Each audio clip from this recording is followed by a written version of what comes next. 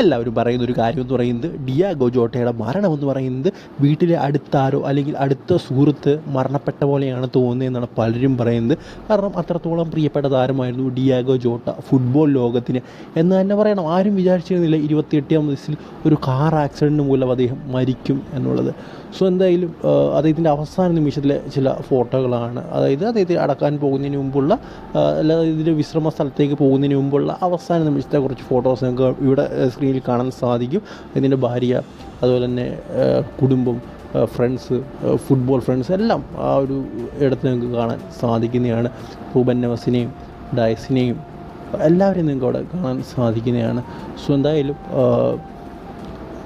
പോർച്ചുഗലിൻ്റെ അല്ലെങ്കിൽ ലോക ഫുട്ബോളിൻ്റെ തന്നെ മറ്റൊരു സൂപ്പർ താരം ഡിയാഗോ ജോട്ടയും ഫുട്ബോളിനോട് വിട പറഞ്ഞിരിക്കുകയാണ് വളരെ ചെറുപ്രായത്തിൽ. സോ ഇതിൽ ഈ ഒരു ഇമേജസ് നിങ്ങളെ കാണിക്കുമെന്ന് തോന്നി, അതുകൊണ്ടാണ് ഈ ഒരു വീഡിയോ ചെയ്ത് സ്പോർട്സ് വീഡിയോയിൽ കാണുന്നവരെ ഗുഡ് ബൈ.